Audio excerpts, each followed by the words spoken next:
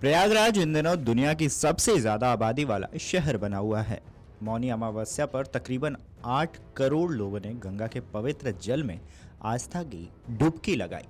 मौनी अमावस्या पर स्नान के लिए बीते 1-2 दिन से भारी संख्या में लोग यहां पहुंचने लगे। अमावस्या के चलते हर कोई संगम में स्नान करना चाह रहा था। इसके चलते मंगलवार शाम से ही संगम नोच पर भारी से भारी भीड़ इकट्ठा हो गई थी। कई श्रद्धालु तो ऐसे थे जो मध्य रात्रि में ही संगम क्षेत्र में पहुंच गए और वहां आराम करने लगे। इस बीच रात करीबन 2 बजे खबर आई कि संगम नोच के पास भगदड़ मच गई। हालांकि आनन फानन में कड़े प्रयासों के बाद स्थिति पर काबू पाया गया। इस दुखद घटना में 30 लोगों ने अपनी जान गंवा दी और 60 लोग घायल हो गए, जिनका इलाज जारी है। ऐसे में कैसे और कब यह हादसा हुआ और हादसे के बाद अब तक क्या क्या हुआ है, चलिए बताते हैं। मौनी अमावस्या पर अमृत स्नान के लिए मंगलवार रात से ही संगम क्षेत्र में लोगों की भीड़ संगम क्षेत्र में जमा होने लगी थी। प्रशासन ने भी सुबह 5 बजे से होने वाले स्नान के लिए व्यापक इंतजाम कर रखे थे। संगम क्षेत्र में लोगों की ज्यादा भीड़ न हो, इसके लिए प्रशासनिक अधिकारी भी लगातार श्रद्धालुओं से अपील कर रहे थे कि जो लोग जितने बजे पहुंचे स्नान कर लें। इसके साथ ही अपने अपने नजदीकी घाट पर स्नान का पुण्य लाभ ले लें। मुख्य स्नान पर्व होने के कारण पूरे प्रयागराज शहर में दबाव अधिक था। मेला क्षेत्र में भी सभी मार्ग चौक थे। ब्रह्म मुहूर्त में अमृत स्नान के लिए लोग संगम नोच पर इकट्ठा हो रहे थे। रात करीबन 12 बजते बजते आलम यह था कि वहां पैर रखने की भी जगह नहीं बची।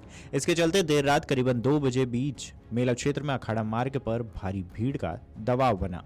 उस दबाव के कारण दूसरी ओर बैरिकेडिंग टूट गए। इतना ही नहीं, भीड़ में लोगों ने बैरिकेड्स लांघकर दूसरी ओर कूदने की कोशिश की। इस चक्कर में वे दूसरी तरफ ब्रह्म मुहूर्त के स्नान का इंतजार कर रहे श्रद्धालुओं पर चढ़ गए, जिससे भगदड़ मच गई। भगदड़ की सूचना मिलते ही प्रशासनिक अधिकारियों में अफरा तफरी मच गई। मौके पर बचाव कार्य शुरू हो गया। हादसे की सूचना के कुछ ही देर बाद मौके पर लगातार एम्बुलेंस पहुंचने लगी। आनन फानन में पीड़ितों को अस्पताल पहुंचाना शुरू किया गया। इस बीच सीएम योगी आदित्यनाथ पूरे घटनाक्रम पर नजर बनाए रहे।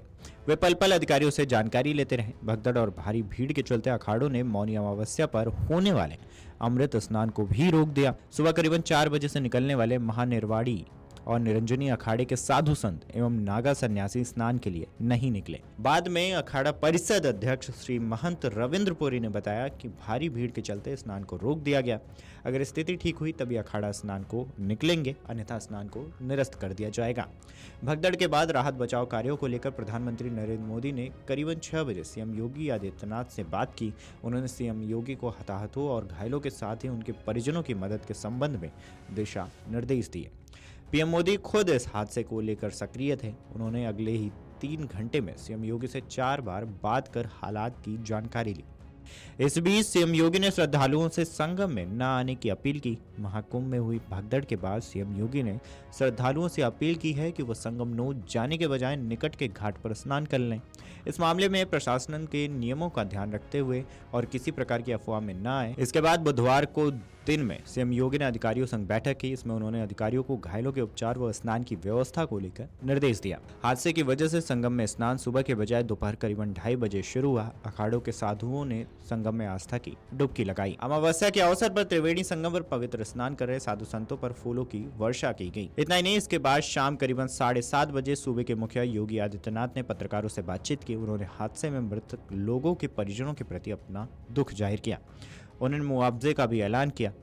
इसके साथ ही आयोग के सदस्य गुरुवार को 10 जनपद लखनऊ स्थित अपने कार्यालय पहुंचे, जहां उन्होंने बैठक की। प्रयागराज महाकुंभ भगदड़ पर न्यायिक समिति के अध्यक्ष सेनावृत न्यायमूर्ति हर्ष कुमार ने कहा कि हमें 1 महीने के भीतर रिपोर्ट सौंपने की उम्मीद है। वहीं घटना के बाद संगम तटों पर टूटी हुई बैरिकेडिंग को पूरा करने का कार्य तेजी से किया जा रहा है ताकि भीड़ नियंत्रण में रहे। श्रद्धालुओं की आवाजाही के लिए हर सेक्टर और जोन में विशेष व्यवस्था की गई है।